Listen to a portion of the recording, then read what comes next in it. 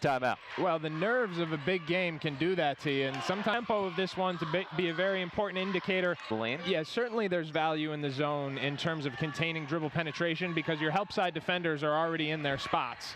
But I think, you know, the vulnerability is obviously 2 attempts. We saw you get another look at that transition bucket on the other end for Torrington, and you see again, it was a result of another night sharing the ball nicely. Foul in the backcourt. Of the pass, as well as get out and contest the three-point line. Straightaway 3 for Barry. Another open look, but it's short, and Pergola grabs the long board. Run out up ahead to Shelby. That was Middleton, who was down there on the forward spot, who was stayed home on the post instead of coming out to challenge the three-point shooter. The forwards have got to be more aggressive coming out to defend those wings. On a shot that banked in at the buzzer from career magnets. So they're a couple of bounces away from maybe being an undefeated squad. Pergola goes hard and has her first bucket of the game, plus the harm. Well, heck of a play, and that's back-to-back now because she had that great give and go on the last possession, but terrific composure handling the ball against pressure. Then she sees the lane open up there, takes advantage, and great angle. She got her hip inside that defender, never let her back in the play. Mentioned Pergola is the team leader at 18 points a game, and we talked about the crazy Torrington stat line of 45% from 3. Pergola's better than 50% from 3 as a sophomore. That is crazy, and when you're that good of a shooter, you can see. That didn't leave their head coach Mike Fritsch very happy. Holy Cross, on the other hand, blew out Crosby with a 20-point lead. Pergola's got another. And now it's a lead for Torrington for the first time since very early on. Well, and you think about it, when you've got players like Pergola and McCartney on the floor who are still just underclassmen, these two teams. With a 20-point lead, Pergola's got another. And now it's a lead for Torrington for the first time since very early on. Well, and you think about it, when you've got players like Pergola and McCartney on the floor who are still just underclassmen, these two teams might be here for a long time. Lana Ward, another freshman, part of this young nucleus for Holy Cross, scores. Siders will be back for Holy Cross next year as well, so they have a good chance if they can win today of being the favorites again for a three-peat after winning last year's championship.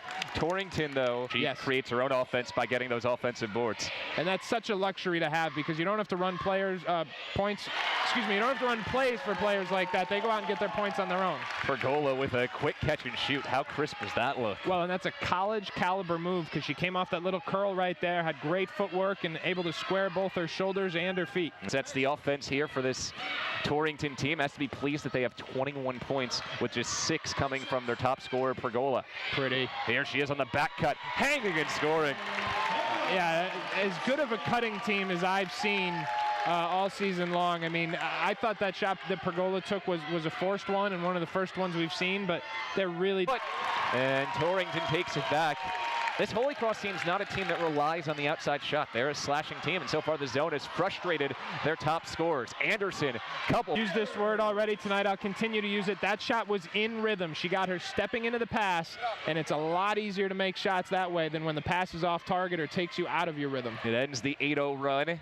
She had 4 threes in the win in the semis. How about Pergola using the window? Undefeated on the season under head coach Joe Grippo. Well, that's a rematch of a game we did just a couple weeks ago. Morgan against Cromwell. Yep. Should be a great one on Friday night. Seems like every single year those two teams going head-to-head in the Shoreline League Championship. Well, they've both been really close, and it's hard to beat a team 3 times in a row, especially when you are very close in talent. So we'll see if Morgan can pull off that improbable feat.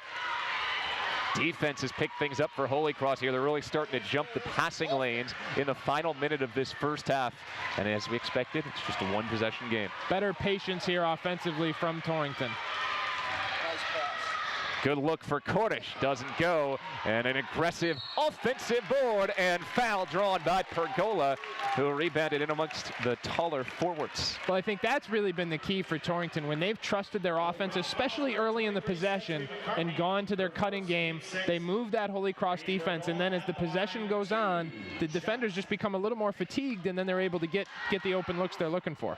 Pergola is good. 13 points for Brie Pergola, who had just 4 in the first quarter, but has picked things up here in quarter 2.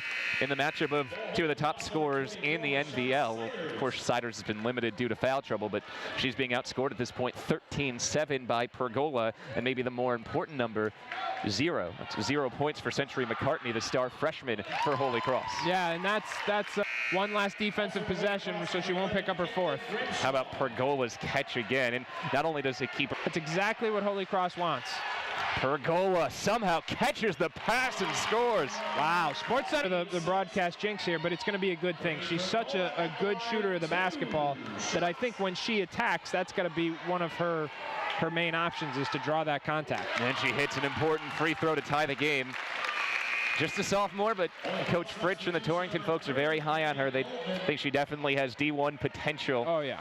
And you've said that throughout the game when you see just how crisp she is as an offensive player. Well, and how smart she is as an offensive player. I think sometimes that's the biggest thing for kids.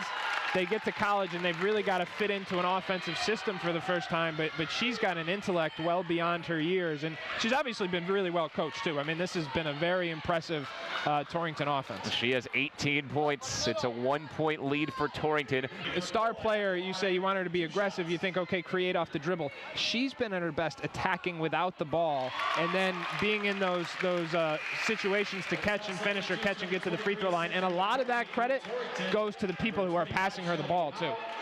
She has 19. Siders had 22.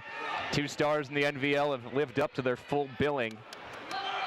And it's been a real battle here, nip and tuck the whole way. Pergola's up to 20 points.